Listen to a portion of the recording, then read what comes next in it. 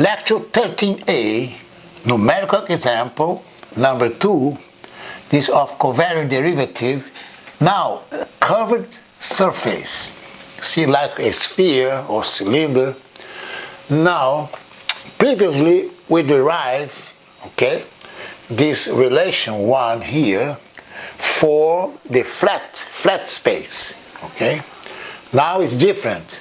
Now I want a curved surface, you see. So this is a definition here. We're going to check the left hand side and the right hand side. This lecture 13a deals only with the left hand side, you see. This will apply a numerical example on the left hand side. Lecture 13b, we will develop the right hand side, dxp of y, and check numbers, you see. Now, before I'm developing this, I would like just to show, to tell you that only if you keep, okay, the expansion of dummy, and also if you use free index as we showed, okay, the purpose of a dummy and free index. So you see that only you have to do only calculus. You see, that's it. You see, you take a calculator, you see, and you check all this number over here, the numbers. So let's then, well, consider 2D surface. This is input data, okay? So let's x1 and x2, okay? That's a manifold, two-dimensional manifold, just to simplify the calculation. And let's define a point P, x1, x2, as 1 and 2.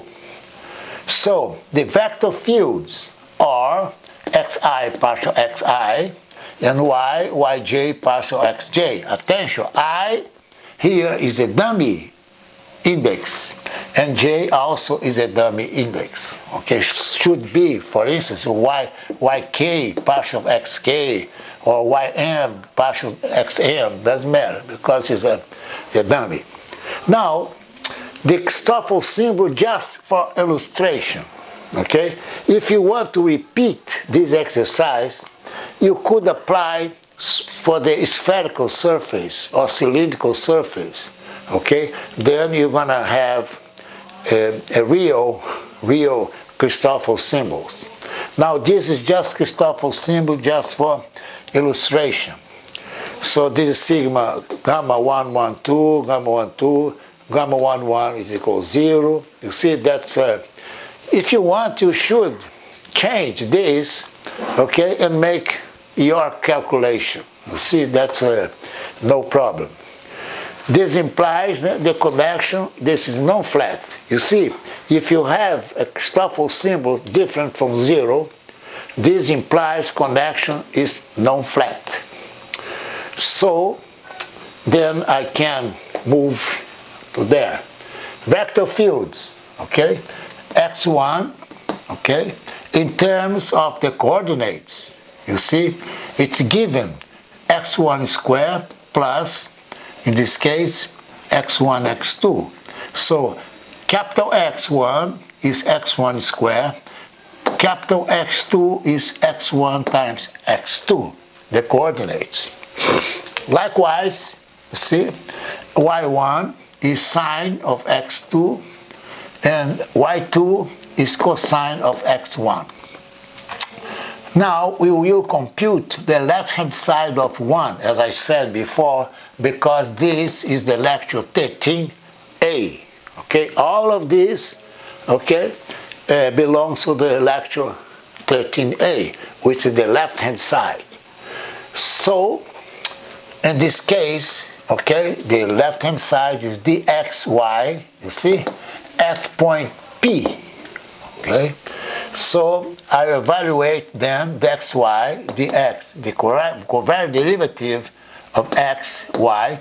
The xy is the field, okay, evaluate at P, okay, which I gave a point P, okay. So that's so Then attention now. You see, I can expand dx at p, okay?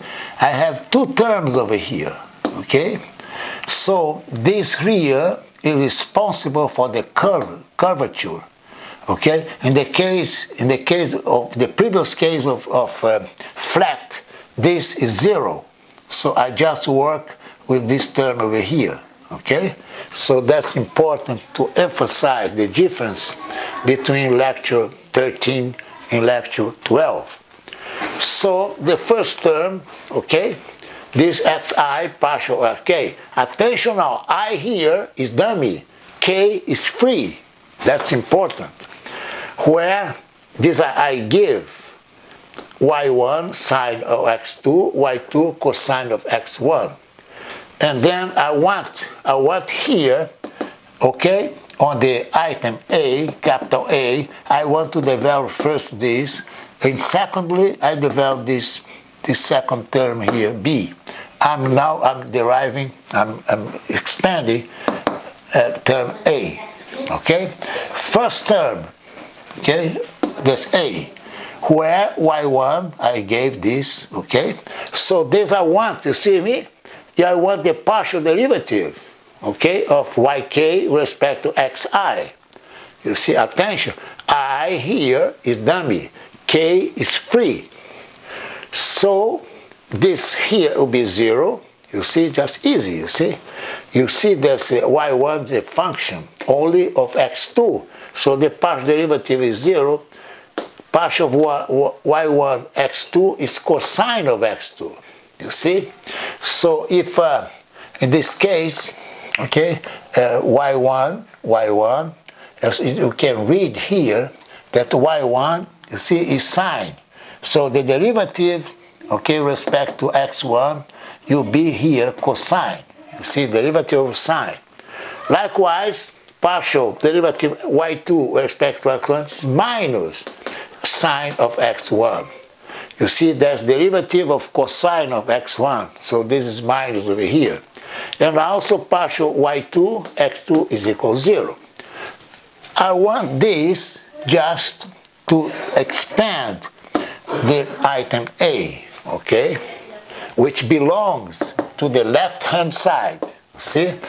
So that's for you to understand what I'm doing, okay?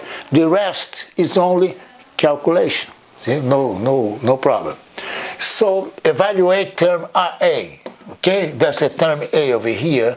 I evaluate this term, then I evaluate that one, and I add this. So then I'll have, okay, the components of the left-hand side. Why component? Because this is a basis vector, okay? I'm only want the components, okay, that's it, at point P. So here, evaluate term A, okay, x1 as P is x1 squared, but x1 here, the small x1, is just 1, so I have 1 squared, which is 1. x2 of P is x1 times x2, which is 1 times 2 is equal to 2. Now let's compute now the dummy index yi and k free. You see the k here, okay? Now I have to split for k is equal 1 and k is equal 2. You just substitute here and respect, okay? You have to pay attention what is free and what is dummy. That's it. You just substitute numbers, okay? You copy this on your paper and check, you write on and check this. See, this calculation will be approximately 0.8323, okay? And so for k is equal to, okay? K is free, you see? Now I substitute k is equal 1. Now is k is equal 2, the green one, you see? So the expansion for the dummy I is the blue one. So you see the blue here, see? Now for k is equal to, you just substitute, okay? I already have partial respect to x1 of y2, partial y2 respect to x2, then I have x1 and x2. I just plug, you see, and I obtain this calculation for k is equal to. Then here, to get a, I have to add. You see? Why I have to add? Because k here and k there, a here, you see, if you look at this basis, k is the dummy.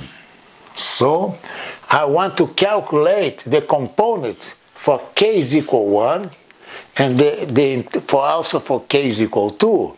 That's why I have to add. Okay? K is free here inside.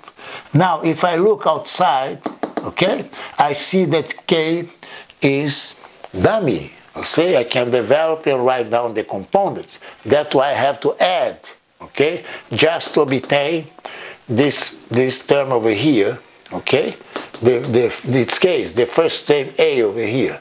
Now I'll expand b, and then I add, you see.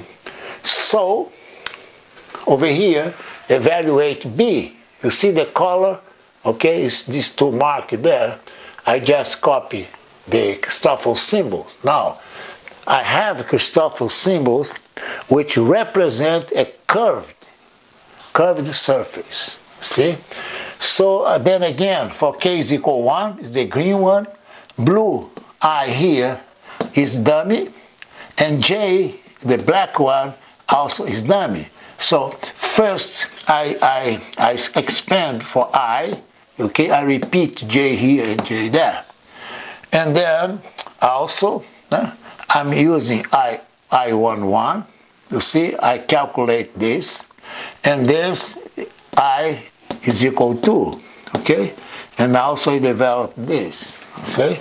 Now it's quite clear, Attention now, look, for k is equal 1, I have the blue one here, and I have to add in j, because j is